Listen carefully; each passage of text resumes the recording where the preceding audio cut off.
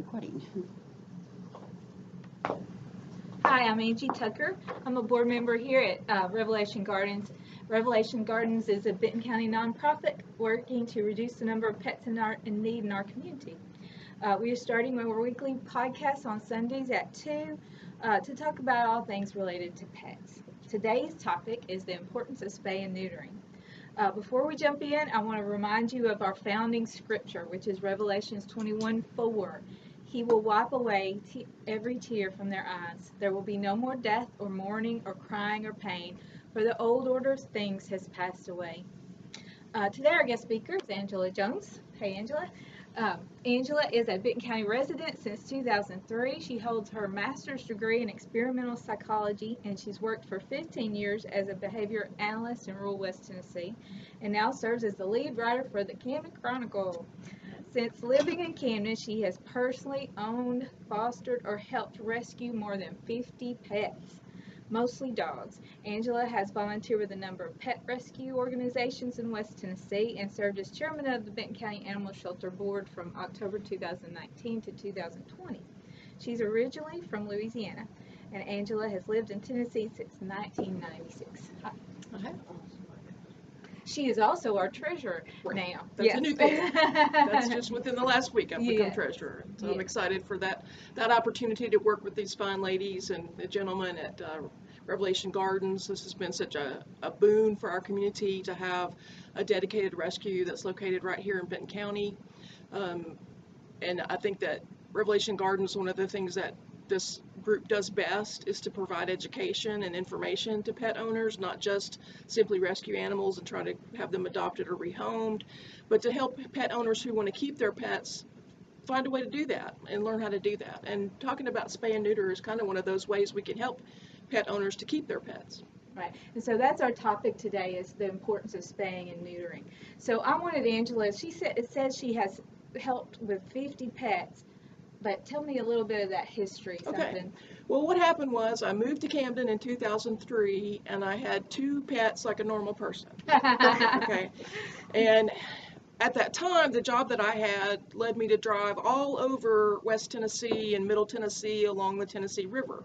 So the counties along the river, I served those counties for many years as a behavior analyst. I worked with individuals who had intellectual or developmental disabilities and were living in their own homes and had staff to help them. And driving around all of rural West Tennessee and western Middle Tennessee for all those years, occasionally I would encounter an animal that had an urgent need that day. Now, we all know living in rural Tennessee that you're going to be out for a drive and you're going to see that big dog trotting down the road. He's just out for a stroll. There's no problem. He's not lost or she's not lost. They're just out having a good day. But occasionally you do find an animal that is in need that day, has an urgent medical need or a behavioral need or whatever it may be. That's if something doesn't happen for that animal that day, things are not going to turn out well.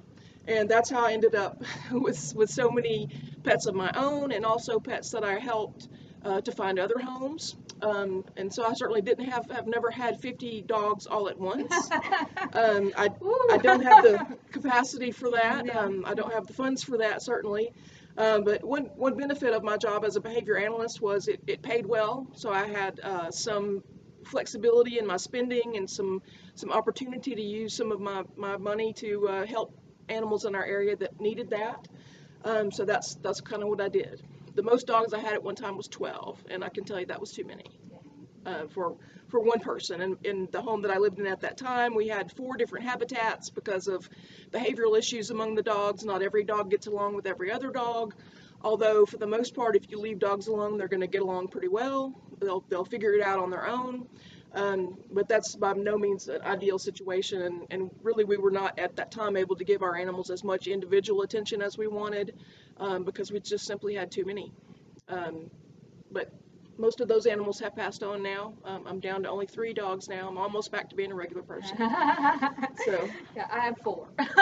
So yeah. So let's talk about spaying and neutering, especially in reference to rescue. Why is it so important to spay and neuter our animals? Well, in regard to rescue, you're typically taking in an animal that is homeless or someone else has surrendered it because it didn't work out for their family.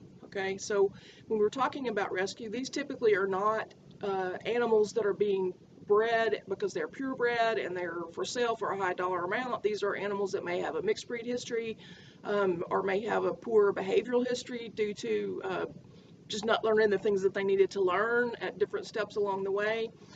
So when you're talking about rescue, those animals really are not going to be ideal breeding stock for anyone, and it's in their best interest to not have to worry about that in their animal lives, and for the owners not to have to worry about that as a pet owner, and that is why spay and neuter is typically the thing to do. And most rescues that you would work with would insist on an animal being spayed or neutered prior to adoption to make sure that breeding is not going to be an issue for the family that adopts that pet. Yeah, and even purebred dogs. When I worked with a pug rescue, and that you had to have we had to spay and neuter the pet before anybody adopted it, because probably one of the worst things about our area is we have plenty of dogs. We don't really need more. That's true. Yeah. Mm-hmm. That's true. That's how pet owners in Benton County and our surrounding counties end up having just so many animals when they may not want to have quite that many. And that's a thing that we find working in rescue here in West Tennessee, is that the families that are interested in adopting animals typically end up with maybe one or two more than they really wanted because they were willing to take them in and willing to give them a home. And that's, like I said, that's not ideal. It may not be the number of pets that you want in your home. It may not be a good workable solution for your family, but it's important for West Tennessee to potentially reduce our pet population through spay and neuter if we can do that. What about people who say, oh, but I just want my girl to have one litter. I think it's important for a dog to be a mom one time. Well, behaviorally, people have thought that over the years, that, oh, this animal will calm down if it has a litter of puppies and she'll be calmer. But the truth is, as she ages, she'll be calmer, whether she has a litter of puppies or whether she doesn't have a litter of puppies. For the males are going to be way calmer if they don't have to deal with that reproduction issue. Like we all know, hormones are involved, okay? With your males especially, when they scent an opportunity to mate, if they are not neutered, they are going to be super driven to go out and meet that need. So we've all heard of the wandering male, and that certainly can be an issue here. And I know sometimes people think, oh, well, I won't necessarily get my male neutered, because he can't have puppies or kittens or whatever it may be that the breeding issue would be. But that's not really doing a good service to your community, and it's not really doing a good service to your animal either. And we'll touch on that a little more later on. But in regard to the question of why not just have one litter? Well, let's say you have that one litter, okay? That one litter could result in a couple of puppies, up to 12 puppies or more, depending on the breed of the animal. If it's a large dog, that might have a really large litter. Little small dogs typically have smaller litters. But those pets then have to find homes, and you don't know for sure what those pet owners are going to do once they receive that animal, okay? And we know, like with cats, for example, cats are what are called spontaneous ovulators, which means after a cat has a litter of kittens, it's not very long before that cat's ready to go again. So cats can have, up to 4 litters or so a year. Let's say the cat has 5 or 6 kittens each litter. Well, at the end of the year, then you've got 24 kittens just for that one cat. Each one of those kittens is going to potentially become a breeder. So over the course of a couple of years, you have a tremendous population of cats, which potentially are interbreeding with their relatives, which ends up with cats that are not healthy. So that's really a big problem. So the biggest thing with why is just having the one litter kind of a problem? It's because you do create new lives. That one litter creates new lives that then have to be seen about, and you don't know, as the owner of that pet that had that one litter, what's going to happen with those puppies or kittens or whatever it is down the road. By having that one litter, you too have contributed to the problem of too many pets. And you were talking about the male, just the lone male out walking around, and service to your community. So I remember years ago, my dad just let our dogs outside. We didn't have a fence or any of that stuff, and we lived in town. And so we had a male who was not fixed, and then there were males around that was not fixed. And so one day he woke me up and said he's deceased. They got him and tore him up. So sometimes it's a danger to your dog too. We want to include. Let's talk about the boys. Look at that. So why do people say it's not necessary? So yeah. Okay, what we were going for, I think, is it's not necessary. I have the female spayed, so she can't reproduce, so I've solved my problem. My male, he doesn't ever get out. Really? Never? Your male never gets out? Are you sure your male never has visitors to your yard? Yeah. So maybe, and I too have thought that over the years. I've had, for example, I had a Boston Terrier for a lot of years that was a male and never was neutered, and the rationale was he's never loose. He doesn't have any opportunity. Well, I have him neutered. He's not possibly getting out there to do anything. Also, he was a registered male, purebred dog. Maybe down the road we might want to have him, bred with somebody else. Well, that poor little dog, he did end up getting some cancer. And that's a real risk for animals that remain intact, meaning that they keep their reproductive organs through their life.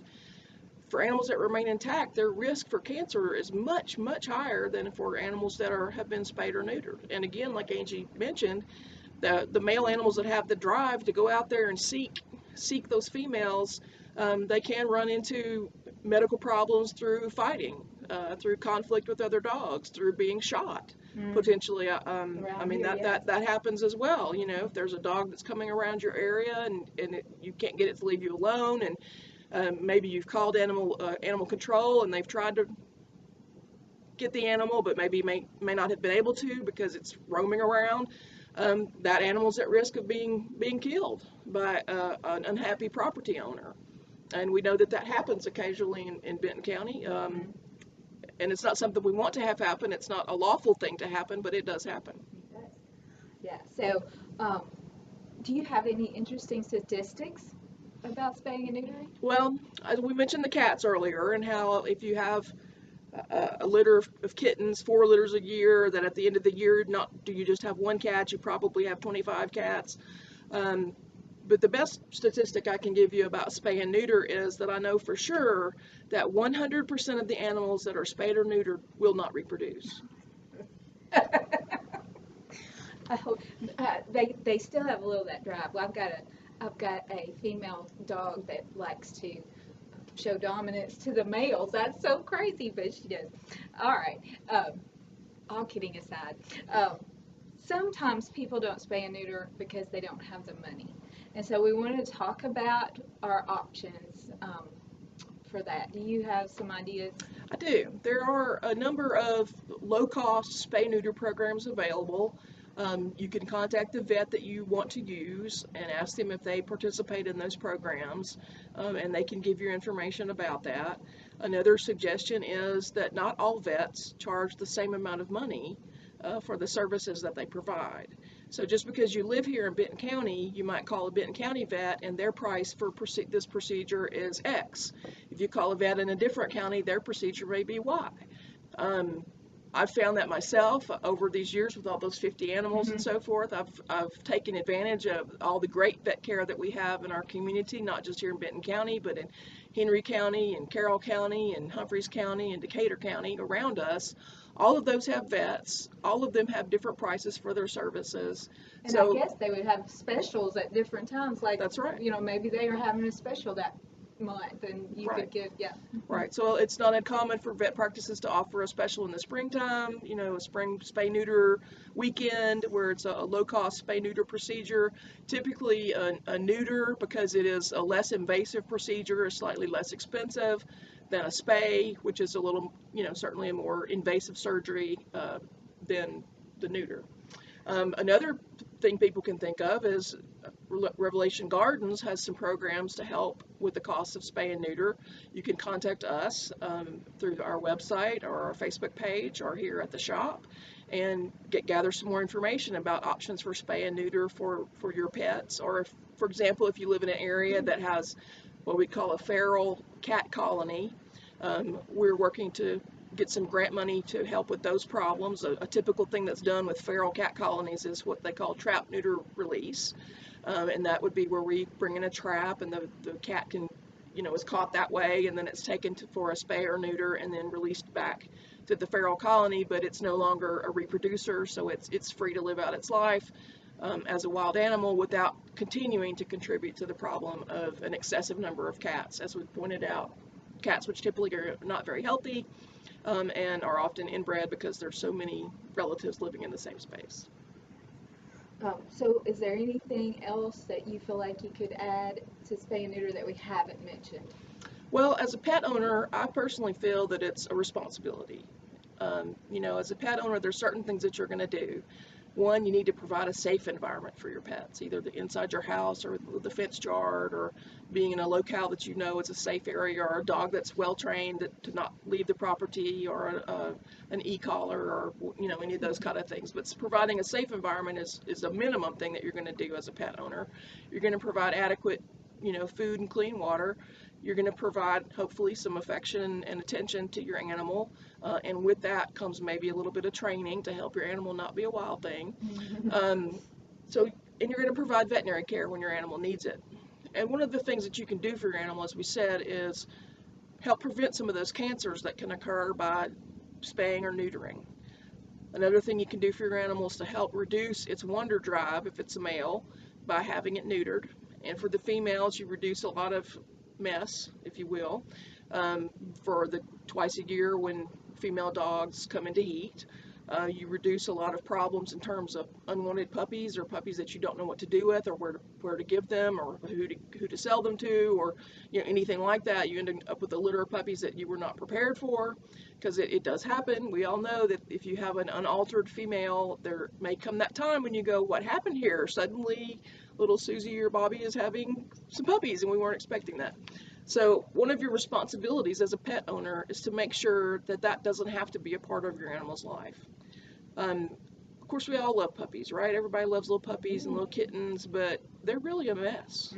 I mean, they create a whole lot of mess while you're dealing with them, and typically you're going to be minimally dealing with a litter of puppies for a minimum of 6 weeks, potentially up to 8 weeks, depending on your style of taking care. And that's a lot of mess and trouble to deal with. So the bottom line is, I think it's a responsibility as a pet owner. And I think it's a good lesson in stewardship to teach your children as well, to say we have taken on this life that we are responsible for. We are responsible for the care of this life. And in being responsible for the care of this life, this spaying or neutering is one of the things that we're going to do to make sure that this animal has the best life that it can, and that our family is going to have the best enjoyment that it can of being the owner of this pet. Hello, I'm here with our founder and our president of Revelation Gardens. She is here to talk to us about a couple of things. I think, first of all, do you want to tell us a little bit more about Revelation Gardens before we start talking about cats? Sure. There's a lot to tell. Revelation Gardens was founded to help cats and dogs in need. Primarily pets that their owners have died and or they went into long-term care. What happened though is that we filled up almost immediately, and so I had to start looking at some of the underlying reasons that there's so many pets in need. And I found that having some resources for pet owners so that the pets could stay at home was paramount. So I started the community outreach program, and that helps with a number of things: resource alignment, helping to connect pet owners with things that are barriers for them. So perhaps they need to connect with carry counseling because they're having anger issues, or a 12-step program because they have addiction issues, or perhaps they just need some job training or help getting a job so they could connect with Connie down at the job center. So things like that. And then we also started a food pantry for pets. For people that are having a difficult time temporarily, we can help provide food for the animals so that, again, more pets stay in the home.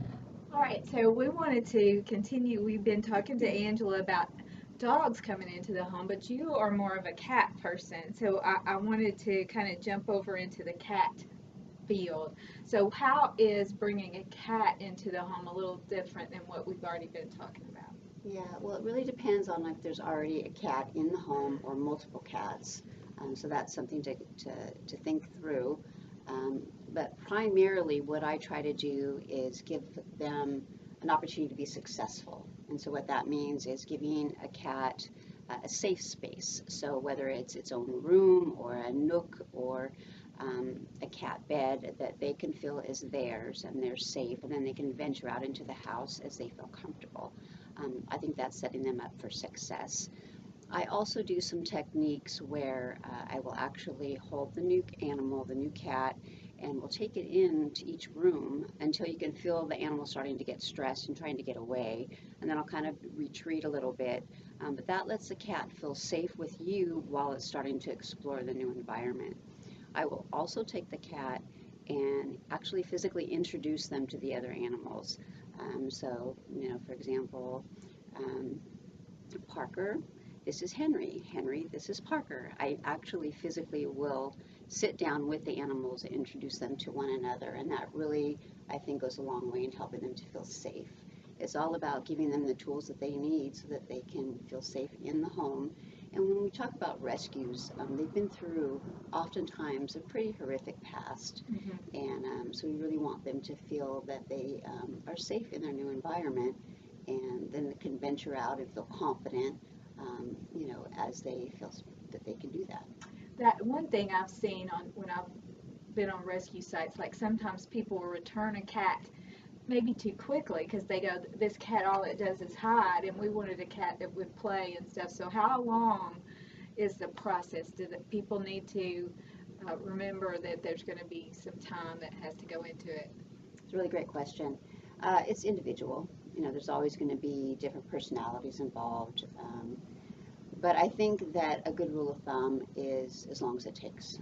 Yeah, agreed. You have to remember that the animal oftentimes has come from an environment that's all they know. Perhaps they came to the rescue when they were just a little bitty kitten, and all they've known is the environment of the rescue, and then they're being uprooted and taken to a new home with new people, new animals, perhaps new routines, new food, new expectations. Wow. So it's really important for a new pet owner to give that animal the space it needs to feel safe, and to also remember that it's like a child. They have, and it depends on the age of the animal also, but they really have levels of growth and intellectual abilities based on their age. So you can't expect a young kitten or a young puppy to be potty trained. They take training, and they're going to need interaction with you to learn the proper times and where to go and those sorts of things. But to answer your question, it really is individual, and often we say 3 months, which is a really long time. People want an animal to integrate immediately, and sometimes that happens, but more often not, it just takes some time. Yeah. And, That's something, I don't know that people think about it, how much change that animal's going through. It's like they bring that animal into the home, and it's like, why didn't he love it? We treated him wonderful. We got all this food and this bed and all this stuff, and they don't realize they're living beings and have that sense of stress and stuff too, the same way we do in a new environment where we've got to figure out what we're doing. Yeah. Animals actually grieve, not unsimilar to us. That's one of the things that my background is in grief and loss, and that's one of the foundations of Revelation Gardens, is to really help animals to feel safe and to get over or experience a way to feel okay with the loss that they've experienced. And so I think looking at it from that perspective, where an animal experiences grief like we do, it helps you to understand that they may need some time. Yeah. Maybe some extra attention, or just a place that can be theirs where they can feel safe. Oftentimes animals that are rescued, they've been through the abuse or the neglect or the homelessness that led to the rescue, and then oftentimes they go to the shelter, and then they go to a foster, and then perhaps another rescue. So there's all of these going to new places and trying to fit in, and there's just a lot of chaos for the animal. And animals thrive on consistency and routine. They really, really need that. And so when they're getting all uprooted all these times, it just creates a really difficult um, outlook for them. And oftentimes they can have behavioral problems because of that. So I think the solution to that is giving them a routine that they can count on and a lot of consistency. And forgiveness. Oh yeah. So, do you have any examples of pets that you've rescued that you handled the difficulties that you could share? That's like maybe a specific thing. This isn't a cat example, although I have those too, but I think my most successful is with Rocky Rose. She was a little dog that came to me. She was maybe 6 weeks old, very bloated, couldn't stand. She was severely malnourished. I didn't think she was going to make it through the night, but she did. And as she grew, it became clear that she had some behavioral problems. And so I really imprinted on her toys. So I really helped her to really bond with toys. I made it a really big production, and I really helped her to feel good about her toys. And so whenever she gets unruly, she now will go to her toy and wrestle with it and bring it to me. And she's just really formed that bond with toys. And that was a really good transition from her unruly behavior where she was digging or getting into things or not listening and all the puppy behaviors that we don't really like. And I found that to be pretty effective. I actually use it with cats too. If there's a cat that is clawing on the furniture, I just redirect it to a toy. And what I like to do is I get a whole bunch of toys all piled up, and I might be kind of weird like this, but I just say, "Oh, aren't you so special? Look what a good boy you are. You have all these toys." And I just make it a really big deal, and they love their toys. Awesome. That is cool. Yeah. Yeah, I saw a video last night on Facebook, and there was a dog who just would not let go of his blanket. His blanket was just his thing. And I bet they've done that too, that he remembers that blanket or those toys as being a positive Yeah, that's exactly what it is. Yeah. Okay. Is there anything you want to add? We've been talking about bringing the cat home. Is there anything different if you bring it in with a home with dogs? Is there anything maybe we hadn't hit that you would like to add?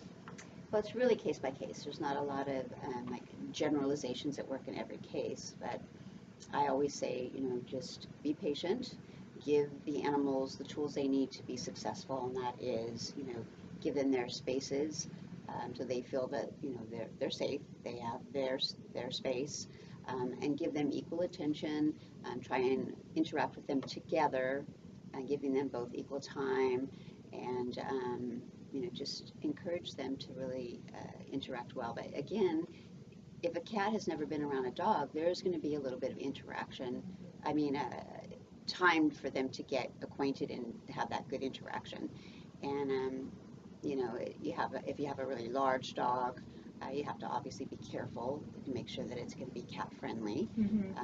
It's just there's always going to be some tools that can be generalized and useful in any situation, but there's not any rules that say it's going to be successful every time. I think one of the things I'm hearing you say is that people maybe give up too easy.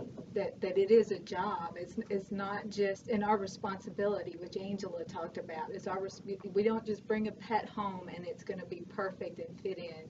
That everybody's going to have to work at it some way or another. I imagine I would bring a kitten home, and the kitten was doing pretty good, but my dogs, I had to stand like over them because they were like, what is that, and I just had to work with them. I couldn't just say, oh, they'll be okay. I had to give them time to get to know each other. Yeah.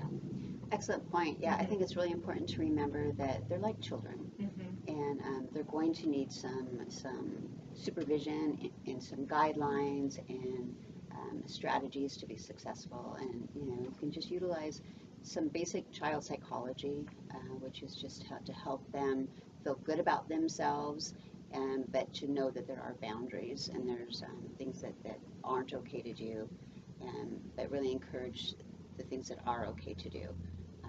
You don't want to always be scolding, because then that's going to be a form of attention. You're going to be wanting to give them positive interaction and really praise them for the things that they are doing well. And if an animal like a puppy or a kitten is not going to the bathroom in the box or in the appropriate area, you don't rub their nose in it, you don't scold them, you don't yell at them. If it's a kitten, you would put if it's, number 2, you would put that in the box, and they learn very quickly that that's where they're supposed to go. If it's urine, it's a little difficult, but you just really encourage them when they are doing something correct, and you don't really discipline them harshly for when they're doing something incorrect. I think it's a bad approach to pet parenting, and it's a what am I trying to say? A lot of people think that you're supposed to rub their nose in it and scold them harshly, and it's really not the right approach. I always, when we're studying The Miracle Worker, and she's trying to teach Helen not to be bad, and I'll tell them that about a dog. I said, you come home and the dog's like, hey, I'm so glad to see you, and your first reaction is, what did you put?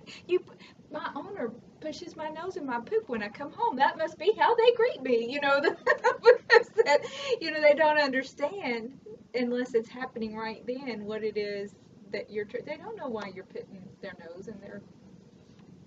It just gives them a fear of going to the bathroom. Yeah. It's not appropriate. It's counter to what we think. We think that we're supposed to scold them for something wrong, but really, in fact, we're supposed to ignore that and praise them for when they do something right. And that's how we should do children, I guess, too. Yeah. Well, I want to add, thank you for sharing all that with us today. We had a lot of information today. And one thing that I thought would be neat is on our podcast, if you have a question or you have something to add to some of the things we say, please respond on our podcast and we'll get back with you. We'll respond to what you say if we have answers, or we'll find them. And that would be a good way for these to be used. I agree. That was our podcast for this week. I have a couple of things to share with you before we leave. First of all, I want to introduce you to our buddy, CAT.